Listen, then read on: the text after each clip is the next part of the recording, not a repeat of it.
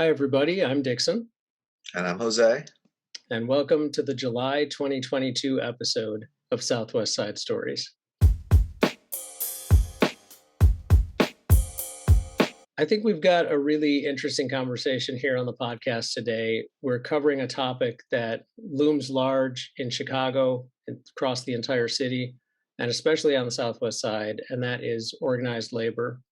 Jose, you're doing the honors this time. Can you talk a little bit about who you'll be speaking to and what you hope to get out of the conversation? Yeah, definitely. In the midst of COVID, there was a walkout from the Milagro Tortilla plant, and we'll be speaking to one of the lead organizers of those efforts. And they were assisted by a local community group, an organizing group in Chicago, Arise Chicago, who will join us. One of the organizers will be joining us. And yeah, Milagro tortillas are a staple of Chicago cuisine, in my opinion. They were founded here on the Southwest Side, and they are the go-to Mexican tortilla. So it made a lot of waves when this happened, and I'm really interested to hear what was the outcome of the workers' efforts to improve their working conditions and where they're at now with the company and where they would like the public to be at with them. Yeah, it'll definitely be interesting to hear about that. I remember when the story first broke, and a lot of people were discouraged that these tortillas that a lot of people love were being created under some pretty harsh conditions. So interesting to see how this campaign got off the ground and what sort of success they had. Today we're joined with Alfredo Benedetti and Jose Uribe from Rise Chicago, and talking to us today about the Milagro strike and its outcome. Jose, Alfredo, muchas gracias. Thank you so much for being here with us. Muchas gracias, buenos días. Buenos días. I just wanted to give you guys a little moment to introduce yourselves before we got started. Alfredo, do you want to start? Introducir, who you are and how you worked in the Milagros strike. Okay. Si querías compartir poquito de usted antes. Ya, no, qué pena, es que no soy, Claro. no hablo inglés, entonces, Perdón. sí, o sea, en español. Bueno, ok. Mi nombre es Alfredo Benedetti, trabajo en el Milagro hace más o menos unos 4 años y medio, trabajo en el Departamento de Control de Calidad. Soy de Colombia, llegué a este país hace aproximadamente 5 años y pues aquí estoy tratando de mejorar nuestra lucha acá de los hispanos aquí en Estados Unidos y en Chicago en general, tratando de que nos escuchen y nos traten mejor, que se den cuenta que somos una fuerza laboral que necesitan de nosotros, tanto como nosotros necesitamos de ellos, ellos necesitan de nosotros. Entonces, acá estamos. Muchas gracias. Muchas gracias por estar aquí con nosotros. Y José, trabajas con Alfredo. Alfredo was sharing with us how he's worked, in quality control at Milagro Tortillas. Coming from Colombia and working here for workers' rights, especially around Latinos workers' rights in Chicago. That's a growing power. And Jose, you organize around these issues. You want to share a little with us about Arise Chicago? Sure. Yeah. So my name is Jose Uribe. I'm the Workplace Justice Campaigns Organizer at Arise Chicago. And so what we do at Arise is we walk with workers on their journey to assert their rights on the job and grow awareness about people's ability to come together to make improvements at work.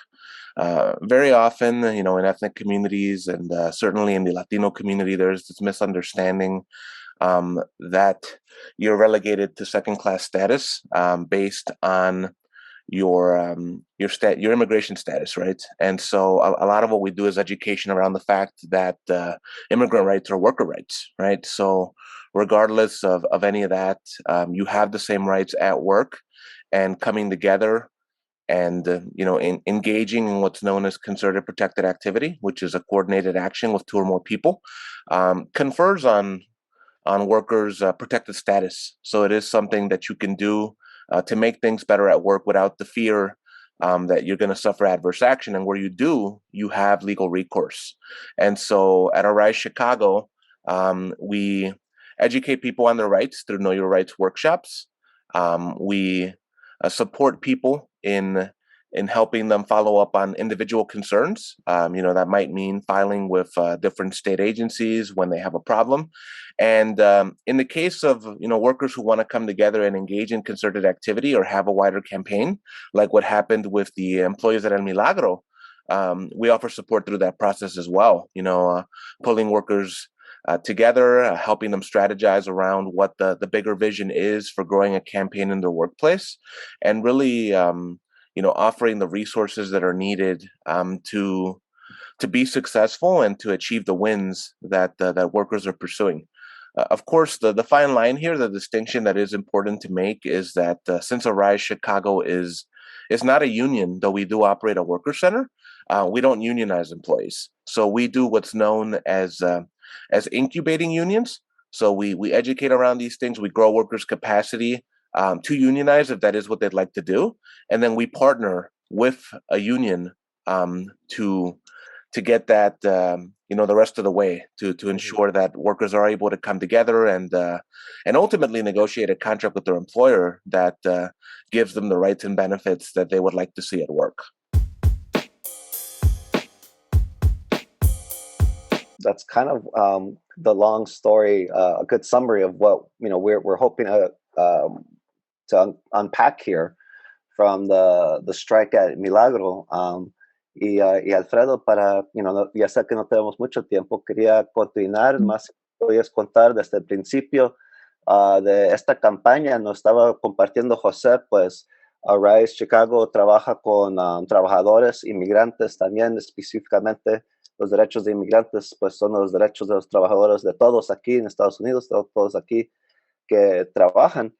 Y esta campaña, no sé si puedes contarnos poquito nomás si empezó con COVID o empezó antes de esto, o qué fue cuando se empezaron a juntar para demandar poquito mejor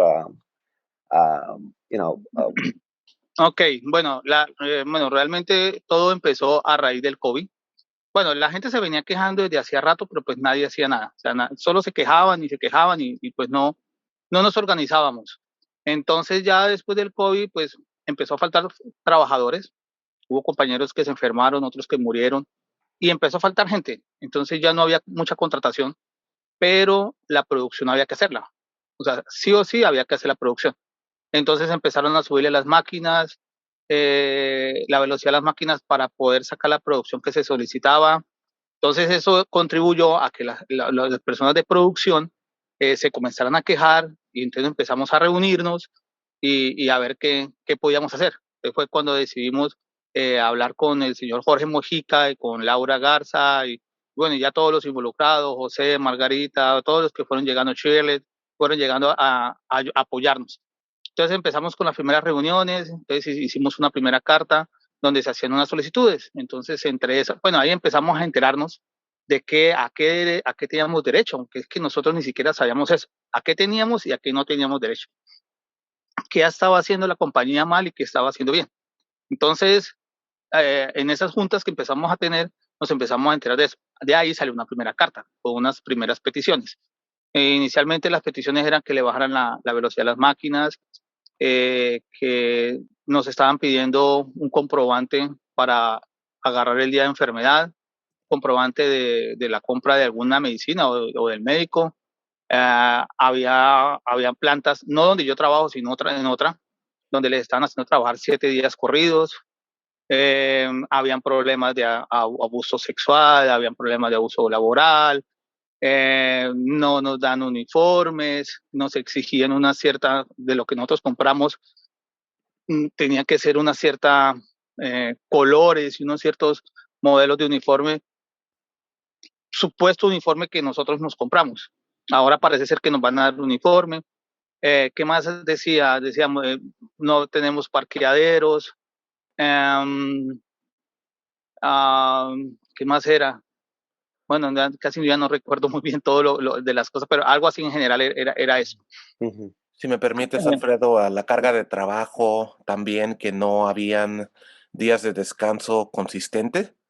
Am, y otra cosa que se notó, tal siquiera de la planta de la 21 en la Western, era que estaban utilizando la huella dactilar para marcar, mientras que los empleados no se habían comprometido, dado permiso a ese hecho. Sí, eso también, de eso hubo hasta una demanda, algo así de eso, y ya no, ya los que, bueno, yo soy de los que entro con huella, pero ya yo di mi autorización para eso. Antes no, antes simplemente uno, duré un tiempo sin utilizarla, pero ya después dije, bueno, no hay problema con eso. Well, gracias. Just to summarize a little bit, in English, these seem like very reasonable asks of a workplace. The people started talking during COVID, especially as more workers were getting sick and missing work, and to Jose's point, incubating unions is a lot of work in and of itself, because we didn't know what rights people had and what rights they didn't, and what they had a right to and what they didn't have a right to. And those initial meetings kind of began around those questions and petitions around specific asks, just about workplace like policy. Luego, Alfredo, quería quedar que, pues, si la gente mete ahorita en Google Milagro Strike, en abril dice, en noviembre el septiembre del año pasado dicen, hay un tema que hoy los cerraron para fuerte, y luego abril de este año que ya tienen un contrato y que cosas están mejorando, ya las cosas van bien. Nomás queríamos, pues, aclarar cómo van con los trabajadores, cómo van con las pedidas, y con la comunidad latina aquí en Chicago, que sí, pues somos tercera de la ciudad de Chicago, pero eso es casi nomás 1 millón de gente. Somos, nos conocemos bien, y muchos de nosotros, pues aquí estamos comprando los productos de Milagro. ¿Qué querías avisar a la comunidad latina ahorita, cómo va la situación con los trabajadores del Milagro? Bueno, vean, contrato todavía no tenemos, porque todavía estamos en ese proceso. O sea, todavía no se puede decir que tengamos ya una unión, no, todavía no. Estamos en el proceso todavía. De todas las demandas que se le hizo a la compañía, faltó una que no la dije, que era el nivel de salarios del personal que llevaba mucho tiempo sin trabajar, trabajando, y ganaban a veces igual o menos que el que empezaba a trabajar. O sea, la experiencia que llevaba, hay gente en el Milagro que tiene 25 o 30 años trabajando, y el que llegaba nuevo llegaba a ganar a veces hasta más que él. Entonces, eso lo mejoraron. O sea, eso fueron las primeras cosas que hicieron. Mejoraron el nivel salarial del personal, los acomodaron, nos hicieron un aumento a todos, general, y ahora en noviembre va a haber una nueva evaluación que van a hacer, porque se supone que nos subían por una evaluación que nos hacen anual. Entonces va a haber, todavía estamos pendientes de eso, porque pues no sabemos muy bien cómo va a ser la nueva evaluación, hablando de una nueva evaluación. De todas las peticiones que se hicieron, poco a poco la compañía ha ido arreglándolas, poco a poco. Nunca se reunieron con nosotros, con el comité nunca se reunieron. Nos pusieron una compañía como una antiunión, algo así, que pues empezaron a hacer reuniones y le metieron miedo a la gente, y muchos decían que íbamos a acabar la compañía y que nos íbamos a ir a huelga. Nosotros nunca hablamos de eso, nunca se habló de nada de esas cosas, nunca se habló de que fuéramos en contra de que los clientes no le compraran el Milagro. Nunca se habló de un boicot ni nada, nunca se dijo nada de eso. Simplemente queríamos mejorar nuestra situación interna.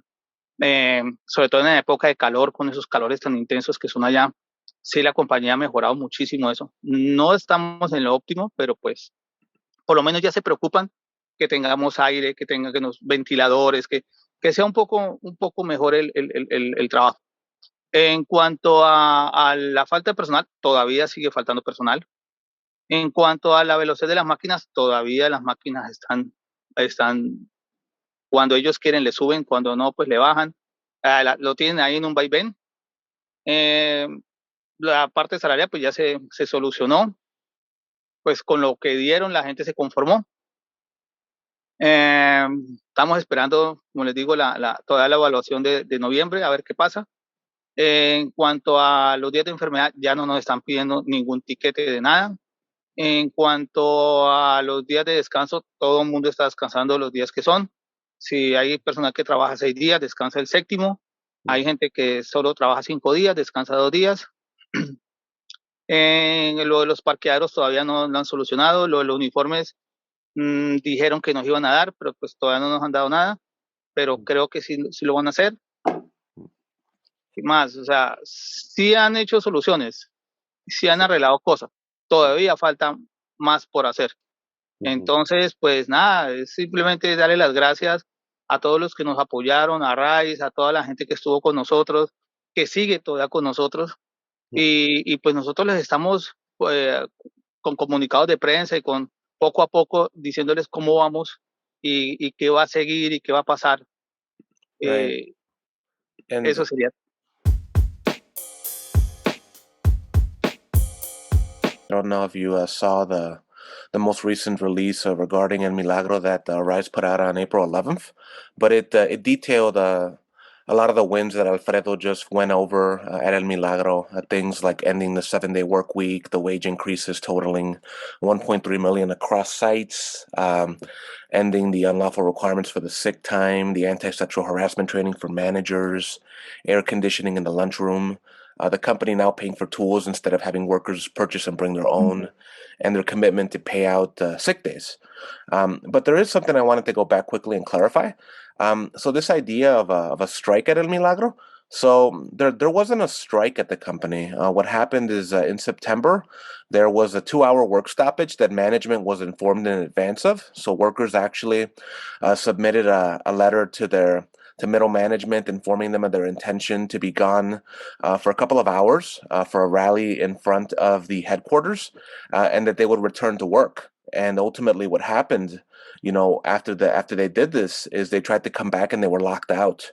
And there was a whole ordeal for an hour and a half or so in front of the one of the locations, one of the plants of El Milagro, that workers were trying to go in to recover their personal belongings, and they weren't able to. And people had car keys in their medicine. It was a whole mess, and really, the company, instead of lending an ear and listening to workers, I think at that point chose to escalate, if you will. They made something that was about workers coming together to raise their collective voices and advocate for improvements. So they made this something adversarial. And that's that's how things went down in September, when the workers first tried to bring attention to the challenges they were facing at El Milagro. Thank you for clarifying that, Jose. Gracias, Alfredo, también para aclarar, the workers were not necessarily calling for a boycott of the products. They were asking for workplace improvements, especially in the face of COVID, and for the speed of the machines and demand of the output being consistently on the rise, whereas seniority and wages were not. It's nice to hear that some of those things are changing, that the company is responsive to every petition so far that has been put out by this committee. It is a little concerning for me. The union steward organizer in me is kind of like, well, they haven't met with the committee yet, but there's going to be another evaluation of where things are at this coming November. As someone that loves Milagro Tortillas and has grown up here in Chicago, knowing what a impact they've had on Mexican cuisine and just the community here, I am very along with a lot of other shoppers, at the ready to hear what this committee and the organizers from Arise Chicago y trabajadores, así como Alfredo. Siempre aquí, pues nosotros, yo como miembro de la comunidad, nada más al pendiente, cómo avisan aquí para apoyarlos y asegurar que pues que estén trabajando en seguridad y indignidad. Y muchas gracias por llamar atención y a organizar estos hechos. Um, Antes de terminar, últimos sign-ups para el público. Bueno, pues sí, o sea, darles las gracias por todo el apoyo que tuvimos. Sé que muchos estuvieron pendientes de toda la organización, de todo lo que estamos haciendo, que todavía seguimos en la lucha, que todavía esto no ha terminado, que esto no se ha acabado, que vamos a seguir. La idea es mejorar para nosotros y para la gente que llegue nueva a trabajar.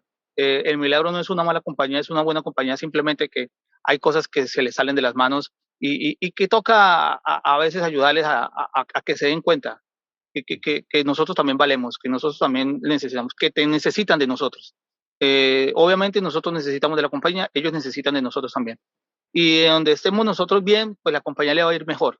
Es lo que de pronto a veces no entienden. Si sus trabajadores están bien, si su gente está bien, ténganlo por seguro que vamos a hacer las cosas bien y el Milagro va a crecer más todavía. No lo queremos acabar, lo que queremos hacer es crecer. Esa sería el final. Muchísimas gracias por la entrevista y cualquier cosa, con mucho gusto. Ya me tengo que retirar porque tengo que irme a trabajar. Está bien. Muchas gracias, Alfredo. Bueno, que estén muy bien. Está bien. Bye. Bye. I thought that was a really good interview. We learned a lot about the campaign that Milagro workers undertook recently and the successes that they've had. And I think it's great to hear yet another example of the fact that organizing works. Organized labor is effective at winning gains for workers that management is often not willing to give out of the goodness of their hearts. So it was a great story for me to hear. Jose, what were some of the takeaways for you from the interview?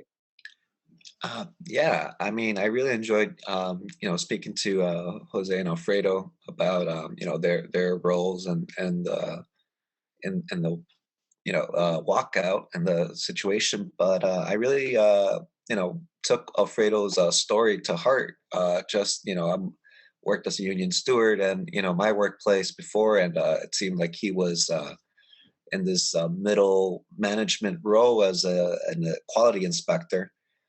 So trying to advocate for his coworkers amidst COVID, while trying to work with management that was eager to try to get as many shipments out, despite the crisis. That was that's the kind of familiar tension that makes up these kind of labor stories. So I really appreciate Alfredo, sharing, his perspective and, his asks to the company and to the public. He wanted to make it clear that, they were not asking for a boycott. What they were asking for were better conditions and for pretty basic stuff. So, I really appreciated him, articulating all that to us. And then this was right before his next shift, so that he went off to work.